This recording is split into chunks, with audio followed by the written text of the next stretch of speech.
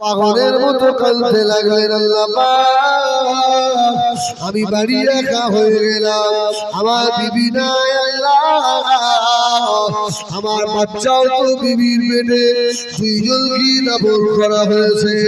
ও আমার মেয়েরা, আল্লাহ নবী সাহাবী জিহাদের ময়দান থেকে বাড়ি চলে এলেন।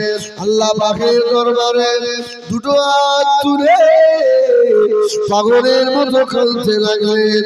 ও সোনা মালিকেরা, কয়েকদিন পরে খবর এলো, এই নবী পাকের সাহাবী খবর পেয়েছে আপনার বিবির কবরের ভিতরে দাও দাও করে আগুন জ্বলে,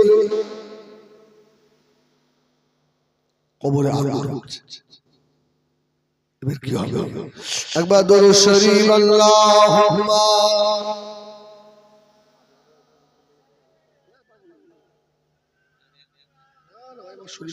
আমি আসতে পারছি।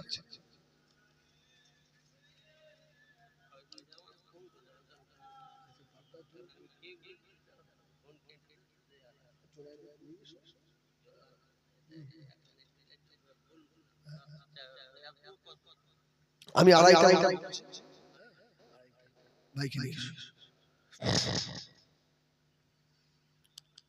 দুরূদ শরীফ আল্লাহুম্মা সাল্লি আলা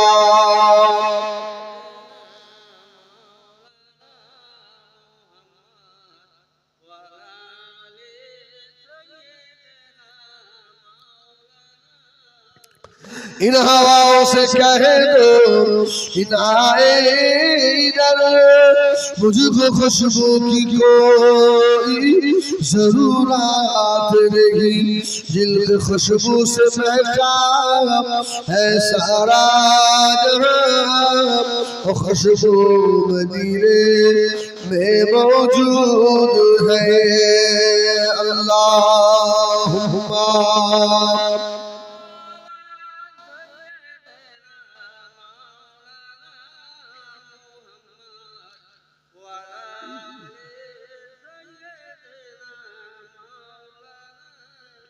ও আমার বিজনেরা, সোনা মানিকেরা, আল্লাহ নবীর খুলিজা টুকরা সাহাবী অবাক হয়ে গেল। নবী পাকের সাহাবীরা, আপনারা কি বলেন? আমার বিবি গো আল্লাহ পাকের আবেদা জাগিদা সালেহা, আল্লাহ পাকের নির্বাণী, আমার বিবি কবরে কেন আযাব হবে? ও আমার মেয়েরা, দিন যারা দশে দিন আসে, কয়েকদিন চলে যাওয়ার পরে আল্লাহ নবী সাহাবী একদিন গভীর রাত্রিরে বিবি সাহেবা কবরের ধারে গিয়ে দাঁড়ালেন। কবরে দাঁড়িয়ে দাঁড়িয়ে বলে কবরবাসীকে দিকে সালাম দিলেন, আসসালামু আলাইকুম ইয়া আলাল কুবুর আগফিরুল্লাহু লানা ওয়া লাকুম আনতুম সালাফুনা ওয়া নাহনু বিল আসার। সালাম দিয়ে দাঁড়িয়ে আস্তাগফিরুল্লাহ শরীফ, সূরা ফাতিহা শরীফ, সূরা ইখলাস শরীফ, দরুদ শরীফ তেলাওয়াত করলেন। কবরের পাশে দাঁড়িয়ে সূরা তাকাসুর, আলহাকুমুত তাকাসুর হাত্তা যুরতুমুল মাকাবির, এই সূরা তেলাওয়াত করে কবরস্থান সম্মুখে নিয়ে আল্লাহ নবী সাহাবী অচেন নয়নে কাঁদতে লাগলেন। আল্লাহ আমার বিবি কবরে আযাব হবে কেন? আল্লাহ আল্লাহ আমি তো আমার বিবি পেটের বাচ্চা থেকে আপনার হাওয়ায় নিয়ে গেছিলাম। আল্লাহ সাহাবী হুজুর বলেন, আমি দোয়া করি, কিছু কবরে দোয়া শেষ করে চোখ খুলে দেখি আমার বিবি সাহেবার কবরের ভিতর থেকে নূরের একটা আলো আসমানের দিকে ওঠে। এরা মনে করে কবরে আগুন জ্বলছে। আল্লাহ নবী সাহাবী বলছে ওই সময় আমি কবরের দিকে দুপা করে আগিয়ে যেতে লাগলাম। আগিয়ে গিয়ে দেখি কবরের দুই সাইডের মাটি সরে গেছে, আস্তে আস্তে সরে যাচ্ছে। ওই কবরের ভিতরে আমার বিবি সাহেবা শুয়ে আছে, জিন্দা হায়াতে রয়েছে। আমার বিবি বুকের ওপরে ছোট বাচ্চাটা খেলা করছে।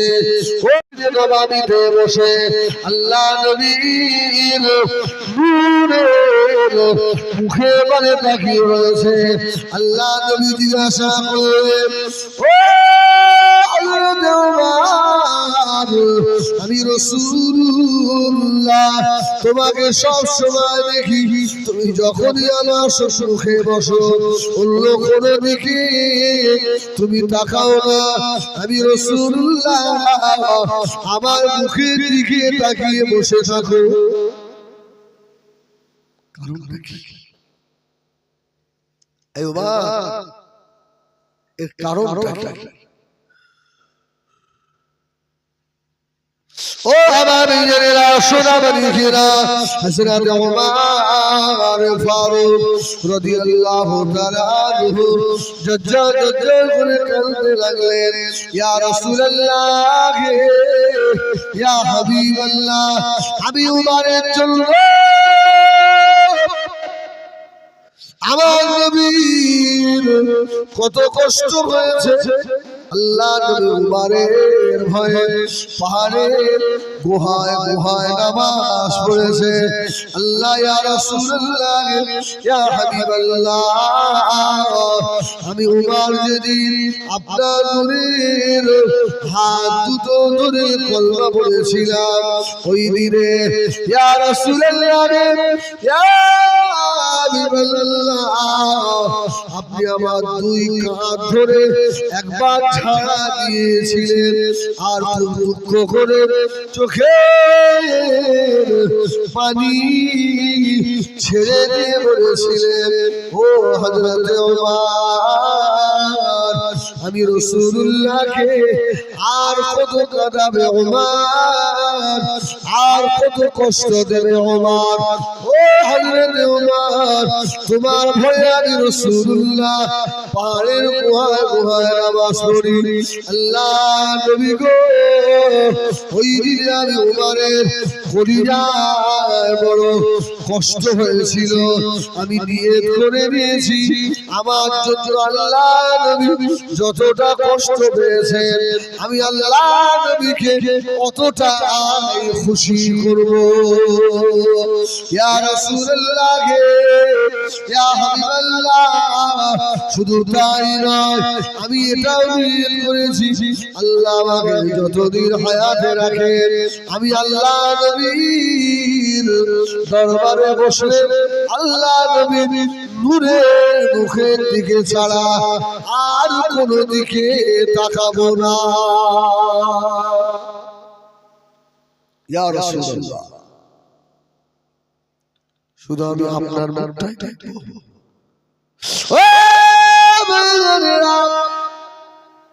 আল্লাহ নবী ইন্তেকালের পরে ইন্তেকালের আগে আল্লাহ নবীর গায়ে জামা দিলেন। বাবা আলী, বাবা ওমর, এই জামাটা আমার ফয়সাল কারনীকে দেবে। সুবহানাল্লাহ বলে কি? এই শোনে নবীর ভালোবাসা।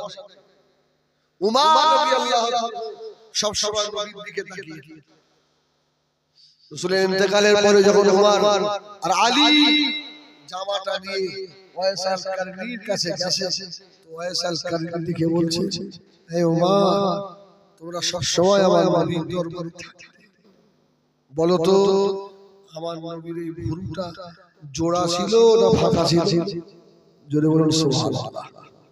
আমার নবীর ভুরুটা জোড়া না ফাঁকা? আল্লাহ জবাব বলতে পারবো না। হযরত ওমর খায়রি বলেছিলেন, ও হযরত ওমর, আমি ওয়াইসাল কারনী আল্লাহ নবীকে জীবনে কোনোদিন চোখে দেখতে পেলাম না, জীবন দশায় দেখা হলো না। আপনার আল্লাহ নবীর পাশে সবসময় থাকবেন, আপনারা দেখেন না। আমি ওয়াইসাল কারনী বলে দিলাম, আমার রাসূলুল্লাহ ভুরুটা চোরা ছিল।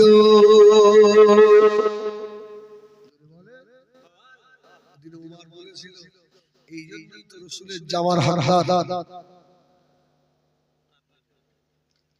আল্লাহ আপনাকে করেছে। জোরে বলুন সুবহানাল্লাহ। ও মেয়েরা, ও মুরব্বিয়ানেরা, সোনা মানিকেরা, দুদিন ওয়াজ করতে পারে, বড় গরম দেখায়। দুদিন নামাজ পড়েছে, বড় গরম দেখায়। দুবার হজ করেছে, বড় গরম দেখায়। বাবা ইবাদতের জোর হযরত ওয়াইসাল কারনী রব্বিল আলামিন আল্লাহ পাকের দরবারে দোয়া চেয়েছিলেন, আল্লাহ পাক ময়দানে মাশরে আমি ওয়াইসাল কারনীকে দুনিয়ার মানুষ যেন চিনতে না পারে, ইনি ওয়াইসাল কারনী। আল্লাহ আমি দুনিয়ার মানুষের দেখানোর জন্য ইবাদত করি না, আমার আল্লাহ আল্লাহ রাসূলকে খুশি করার জন্য করেছি। আল্লাহ বাবা দিলেন, আপনার ওয়াইসাল কারনী যদি ময়দানে মাশরে উঠবে, আমি আল্লাহ পাক ওয়াইসাল কারনীর সুরত ধরে ৭০,০০০ ওয়াইস বানিয়ে দেব। আমার অরিজিনাল ওয়াইসাল কারনীকে যেন কেউ চিনতে না পারে। যদি বলে না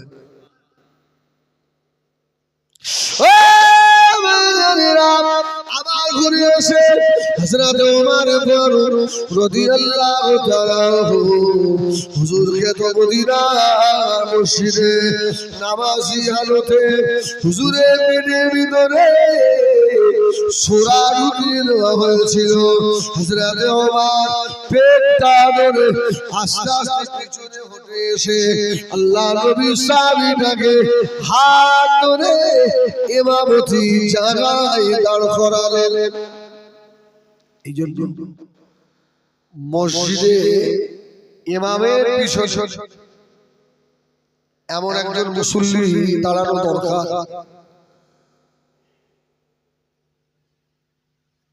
তার যেন নামাজ পড়ানোর যোগ্যতা থাকে। এখন একটা খেড়ে খোদা বক্স যদি আর ইমাম ওই ওই ওই ওই মোহর রেখে দাও, মোহর বড় লোকটা হবে না, হবে না, ও তো অরিজিনাল ব্যাপারটা জানে না।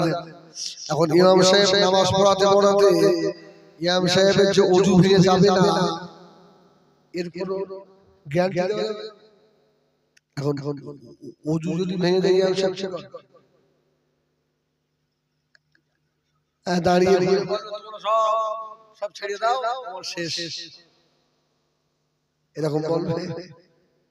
ইমাম সাহেব আস্তে আস্তে পিছনে হটে মানুষটার হাত ধরে দাঁড় করা, আস্তে আস্তে বার হয়ে যাবে।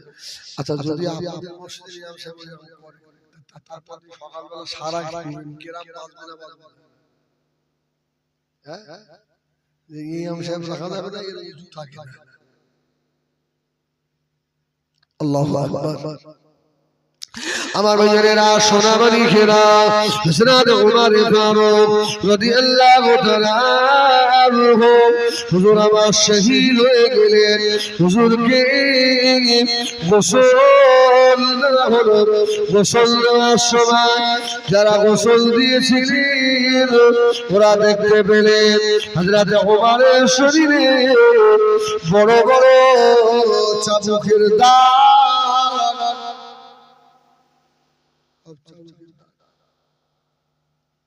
ও হুজুরের গোসল করে দাফন হয়ে গেল জানাজা দাফন করে দিয়ে যারা গোসল দিয়েছিলেন এরা ছুটে চলে এলেন হযরত উমরের বিবির কাছে ও আমিরুল মুমিনিন খলিফাতুল মুসলিমিনের বিবি আমাদের খলিফাকে জীবনের শেষ সময় কেউ কি চাবুক দিয়ে মেরেছে নাকি? উমরের বিবি বললেন আপনারা আমার স্বামী উমরকে চেনেন না? রাসূল পাক তার শানে বলেছেন আশাদুহুম ফি আমরিল্লাহ উমর রাগীরা কিছু বলে না রাগীরা যেমন তেমন রাগী বাবা রে হযরত উমরের বিবি বললেন হে নবী পাকের সাহাবীরা আমার স্বামী উমরের নাম শুনলে বাদ বহিয়া করে বাড়ি খায় আমার স্বামী উমরকে কেউ চাবুক দিয়ে প্রহার করে না হে রাসূলুল্লাহ সাহাবীরা একটু ঘরের ভিতরে আসে আমার ঘরের ভিতরে নিয়ে গেল ঘরের ভিতরে নিয়ে হযরত উমরের বিবি বললেন আমার ঘরের দেওয়ালের দিকে তাকালে দেখতে পাই হযরত উমরের মুখের ঘরে একটা লাল রঙের চাবুক ঝুলানো আছে।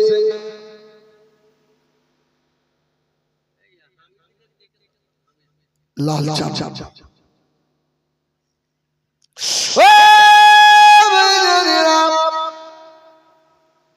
হযরত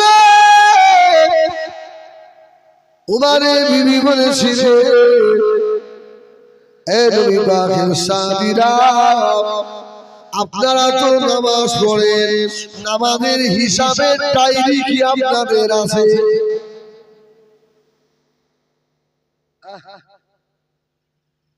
নামাজের ডায়েরি আছে? সাহাবীরা বললেন না নামাজের ডায়েরি নেই।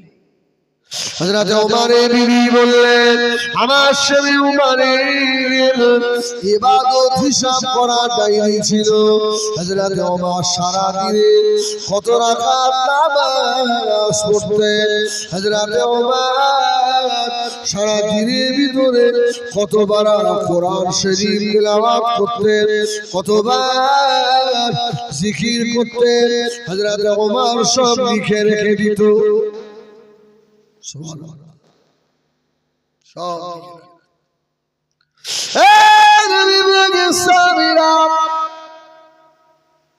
হযরত উমরের যেদিন রাত্রিরে ইবাদত খুব হয়ে যেত হযরত উমর নিজের দেওয়াল থেকে ওই চাবুক নিয়ে নিজের শরীরের উপরে মারতেন আর বলতেন এই উমরের শরীর তুই এত অলস কেন হয়ে গেলি আজকে তোর নামাজ কম হয়ে গেল কেন আজকে তোর কোরআন তেলাওয়াত কম হয়ে গেল কেন আজকে তোর জিকির কম হয়ে গেল কেন? এই উমরের শরীর এই সামান্য চাবুকের আঘাত তোর সহ্য করার ক্ষমতা নাই। আল্লাহ জাহান্নামের আগুন কিভাবে সহ্য করবি?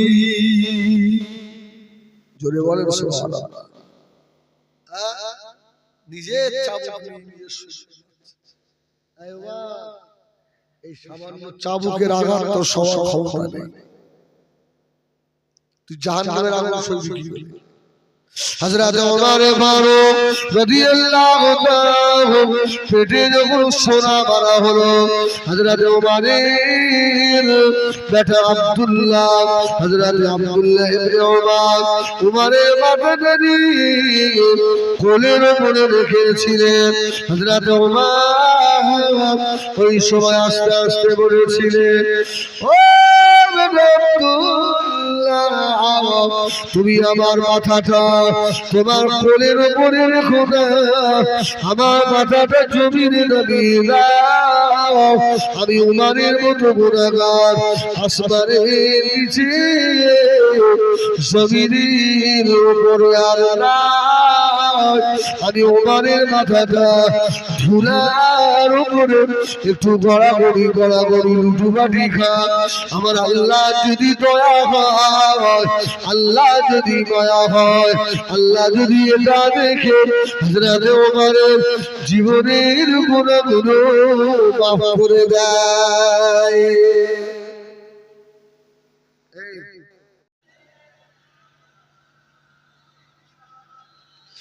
دین بلا ایمان بلا پردے کھلیے قرآن بلا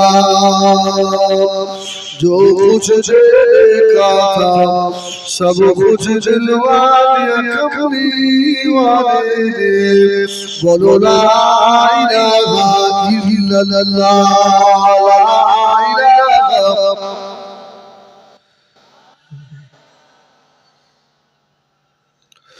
محمد رسول اللہ لا الہ الا اللہ لا الہ الا اللہ لا الہ গভীর রাতে আল্লাহর একটু মহব্বতে ডাকেন লা ইলাহা ইল্লাল্লাহ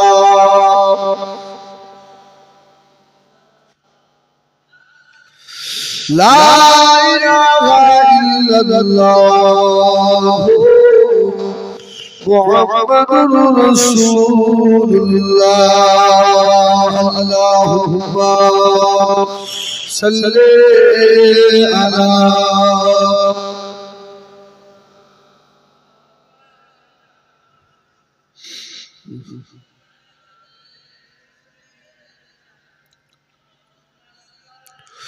قال الله تعالى في كلام مجيد والفرقان الحميد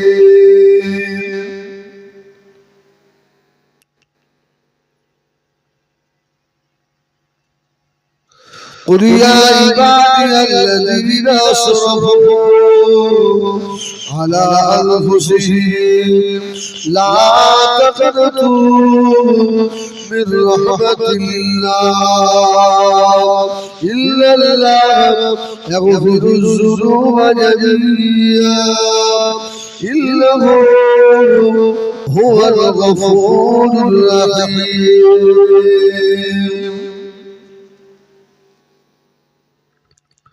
وقال الله تعالى الذين ينفقون في السراء والضراء والكاظمين الغيظ والعافين عن الناس والله يحب المحسنين وقال النبي صلى الله عليه وسلم من تمسك بسنتي إلا فساد أمتي فله أجر 100 شهيد प्यारे हाज़िरान मजलिस আজকে আমাদের বানাইতে বাশারি রিসালাত মাহফিলে নির্ধারিত নির্বাচিত সম্মানিত সভাপতি দেখা ওলামায়ে কেরাম বেরাই গ্রামবাসী মুরব্বি বাবাজিরা সমবয়স্ক ভাইরা আমাদের মায়েরা আল্লাহ পাকের শাহী দরবারে লাখো শুকর যে আল্লাহ এত বড় গ্রাম থেকে চুনে চুনে বাছাই করে কিছু মানুষকে আল্লাহ এই তাহাজ্জুদের রক্ত পর্যন্ত বসিয়ে রাখলেন। ওই রবের দরবারে একবার শুকর আদায় করি, বলি আলহামদুলিল্লাহ। বলেন আলহামদুলিল্লাহ। সবার নসিবে হবে না, সবার বলে এই জায়গায় বসার নসিব সবার কপাল হয় না। এখন আখিরাতের থেকেও দুনিয়াটা আমাদের কাছে বেশি দামি, ঠিক না বলুন? আল্লাহ নবী দা হাবিবকে আল্লাহ পাক বলেছিলেন, আমার হাবিব পিয়ারা হযরত মুহাম্মদ সাল্লাল্লাহু আলাইহি ওয়াসাল্লাম, আমি আল্লাহ দুনিয়াকে সাজিয়েছি, দুনিয়া উপর থেকে দেখছো সুন্দর, কিন্তু দুনিয়া ভিতরটা হলো নোংরা।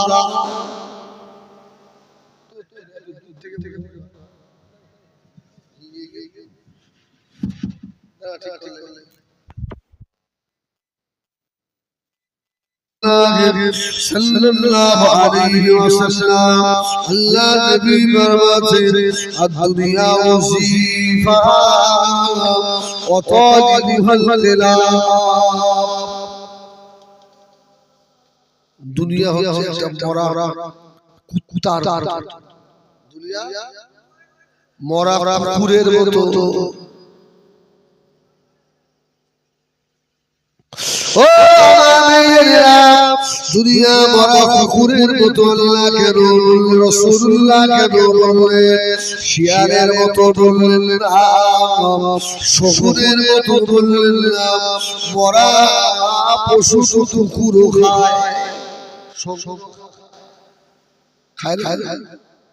এই শকুর মরা খায়, ছাগল মরা খায়, শিয়াল খায় খায়। তাহলে কুকুরের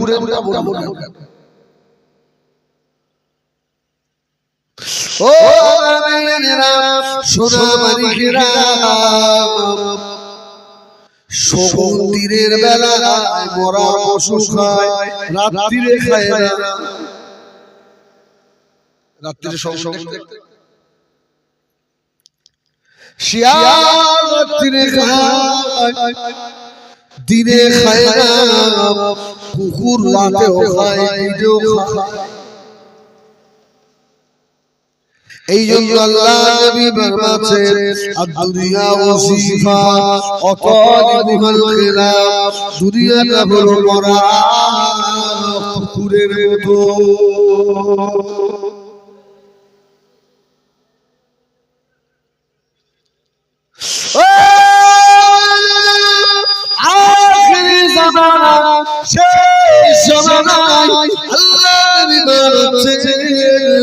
দুনিয়ার মানুষ ইমানদারি দেখাবে, এদের ভিতরে ইমানদারি তো থাকবে না। কি দেখে মনে হয় খুব বড় নামাজি, বুনের জমি ফাঁকি মারার আছে না? 40 বার হজ করে বাড়ি এসে 1 কোটি টাকার লোন বসে আছে না? স্টেজে উঠে কানে হাত দিয়ে হজ করছে, জিনা করার জন্য আছে না? দেখে মনে হয় খুব সুন্দর ইমানদার, কিন্তু এর ভেতরটা তো হিংস্র জানোয়ারের থেকে খারাপ। ও আমার ভাইয়েরা, সোনা মানিকেরা, তুমি আমার দিন দুনিয়ার বাদশাহ হাবিবুল্লাহ জনাবে মুহাম্মদুর রাসূলুল্লাহ সাল্লাল্লাহু আলাইহি ওয়াসাল্লাম, এই জন্য আল্লাহ তুমি দোয়া চাইতে, আল্লাহুম্মা আহিনি মিসকিনা ওয়া বিদিনি মিসকিনা ওয়া শাররি ফি সুবরাতিল মাসাকিন ইয়াওমাল কিয়ামাহ।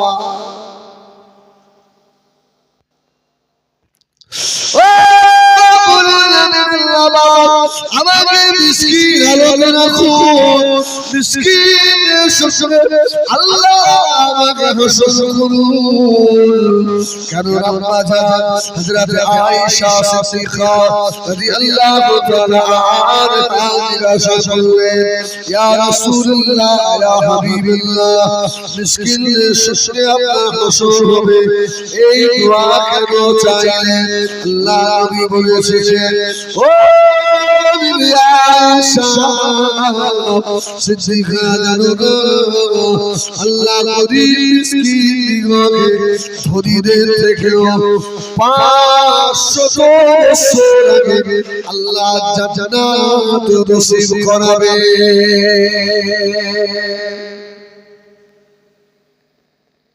এখন ঈমানের প্রতিযোগিতা নেই, আমলের প্রতিযোগিতা নেই, নামাজের প্রতিযোগিতা নেই, কোরআন তেলাওয়াতের প্রতিযোগিতা নেই, এখন টাকা বাড়ানোর প্রতিযোগিতা।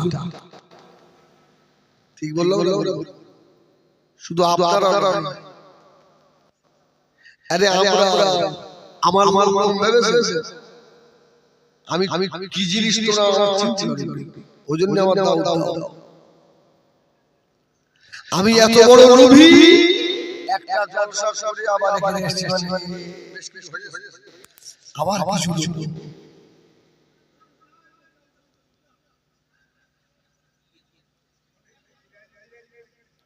আমার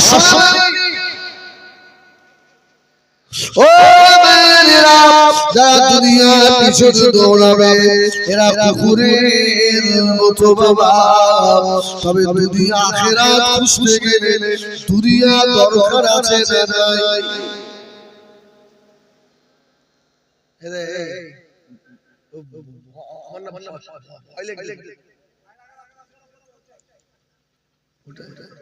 এই শোন একবার তাকবীর দেন, দিয়ে নারায়ে তাকবীর, নারায়ে তাকবীর। দুনিয়া করতে গেলে টাকার দরকার আছে।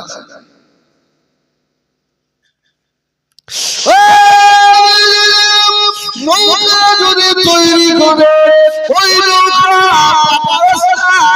চলে না, নৌকা চালাতে গেলে পানি দরকার আছে না? কিছু বলবেন? ওই পানির উপরে নৌকা চলে, ওই পানি যদি নৌকায় ঢুকে পড়ে,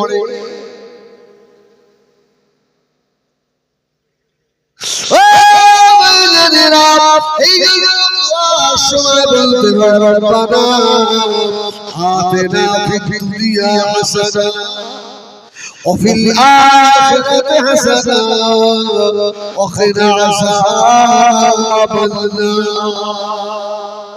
সুবহানাল্লাহ। আল্লাহ দুনিয়ার শান চাই, আখিরাত ওটাও চাই। তবে কথা হলো পানির উপরে নৌকা চালাতে হবে, পানি যেন নৌকার ভিতরে না ঢোকে। কিন্তু ওই নৌকাটাই তো আমার মৃত্যুর কারণ হবে। আল্লাহ আছেন আখিরি জামানায় ঘুটে গুরুর বেটারা মত পার হয়ে যাবে,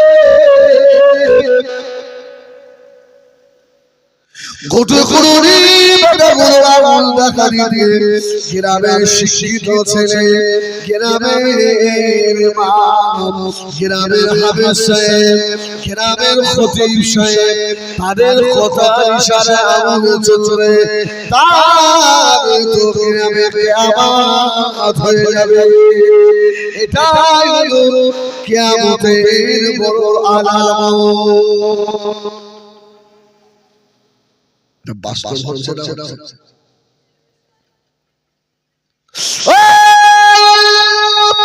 আখিরি জামানায় নেতা হবে, নেতাদের মুখের ভাষা ভালো হবে না।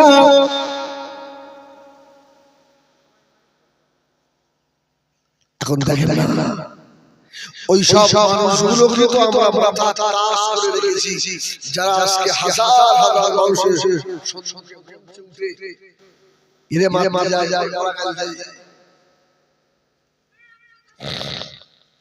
এই নেতার সঙ্গে তোর হাসর হবে।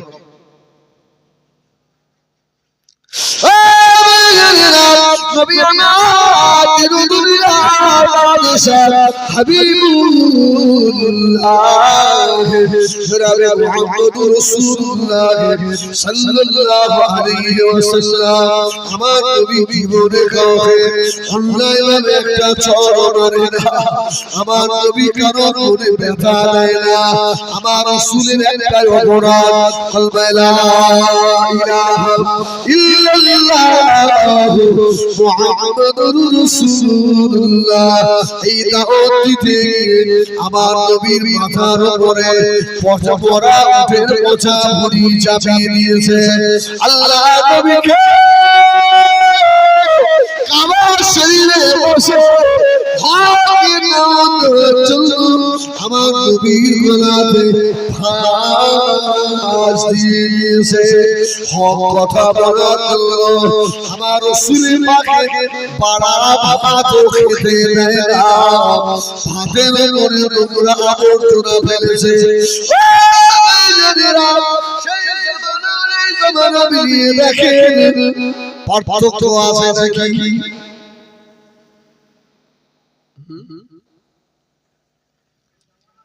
যারা পা ধরে বলছাবে তেল মাখাবে তারা ঠিক আছে কি? শুন ঘরে বাড়ি আলেম গিয়ে খাবে, মসজিদের ইমাম গিয়ে খাবে, নেতাদের বাড়িতে গিয়ে খাবে।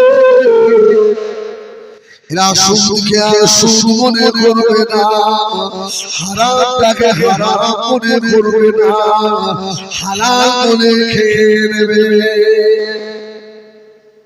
কিছু মসজিদের ইমামকে দেখবে, কিছু মসজিদের ইমামকে দেখবে, কিছু আমার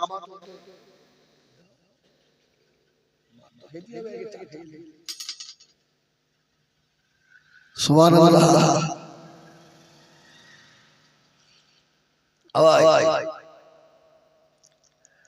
আমরা হুজুররাও চেষ্টা করি ধনীর বাড়ি গিয়ে দাওয়াত হয়, ওরা খুশি। শুধু টাকা না, খাবার কায়দা না, টাকা তো দেবে। বাগদা সে শাশি কি বলে তো জীবনে খাই সেটা দেয়। আল্লাহ ওয়ালা জানা হবে, আল্লাহ ভয় জানে অন্তরে থাকবে। দুনিয়া কি হবে না বাবা, আর কত টাকা আছে দেখবে না বাবা, গ্রামে কোন নেতা দেখবে না বাবা, মেম্বারে দাঁড়িয়ে এই জামানায় মসজিদের ইমাম হক কথা বলতে পারে না, হিজবুল্লাহর মতো আলেম মেম্বারে দাঁড়িয়ে হক কথা বলতে পারে না।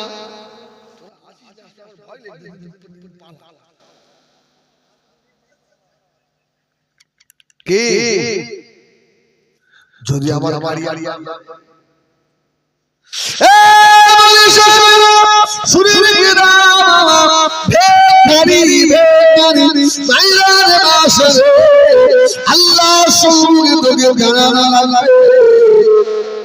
আমার রাসূলুল্লাহ সম্মুখে দাঁড়ানো লাগবে।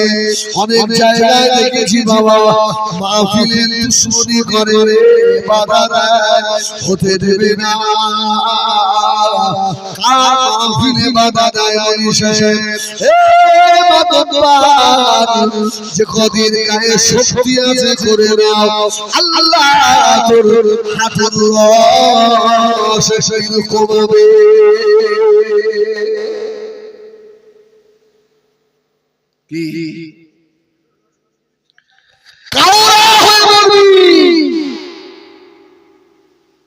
মৃত্যুর সময় কলমা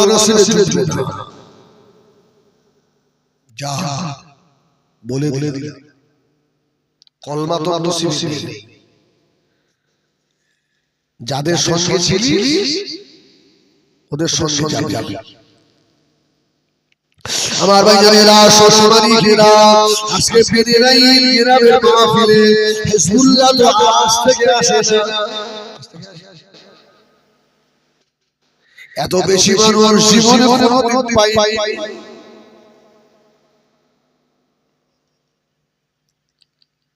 শস্যের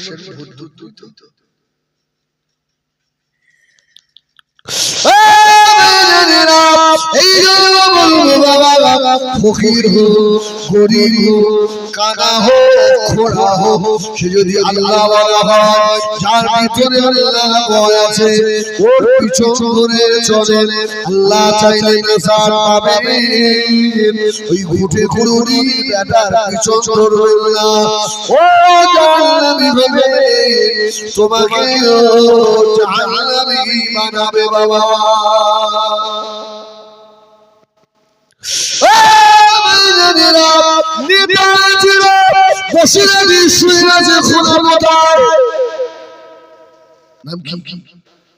আল্লাহ হযরত বশির রহমান তরকাপুরি রহমাতুল্লাহ আলাইহি সুবহানাল্লাহ বশির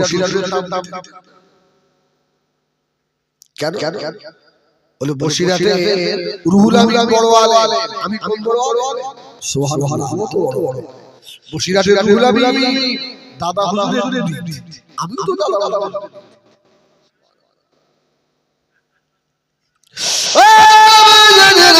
আল্লাহ হযরত বশির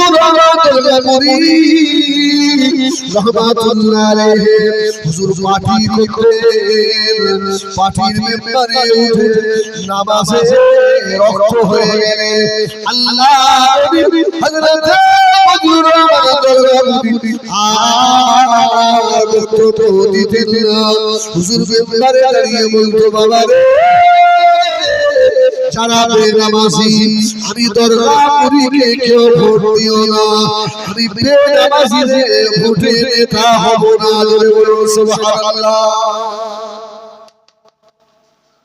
একটা হুজুর বলতেন বাবা বেনামাজি আমার ভোট দেবে আল্লাহ ফেরেশতা জোরে বলুন সুবহানাল্লাহ ঈমানি জুজু আমার মতো বলিসায় কত নামাজ কাজা করেছি কত ফজরের নামাজ কাজা করেছি জলসায় যাওয়ার সময় কত জোহরের নামাজ কাজা হয়ে গেল আমাদের অনুসারী হয়েছে আপনারা বলেছেন আল্লাহর ভয় আমার মনে আছে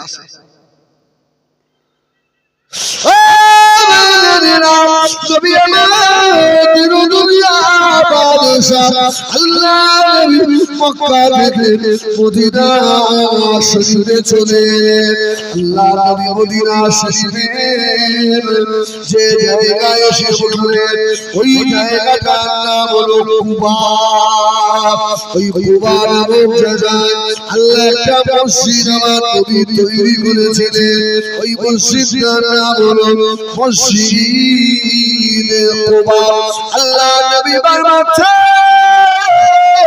কোন হাদিসের মধ্যে এসেছে শনিবার দিন দেখে এই মসজিদে কুবায় 2 রাকাত নামাজ পড়ে আল্লাহর নামায় আমার একটা উমরা হজের সওয়াব দেবে আমি আস্তে আস্তে আসছি অসুবিধা হবে আলহামদুলিল্লাহ আমার নিয়ত আল্লাহর জন্য বলবো আর আপনারা আল্লাহর জন্য শুনবেন আর যদি মনে করেন আমরা ওই সন্তান বাড়ি গিয়ে পড়ে ঘোড়ার ডিম এখন দেখেন না আমি এসে আমরা সব প্লাস্টিকের ফুল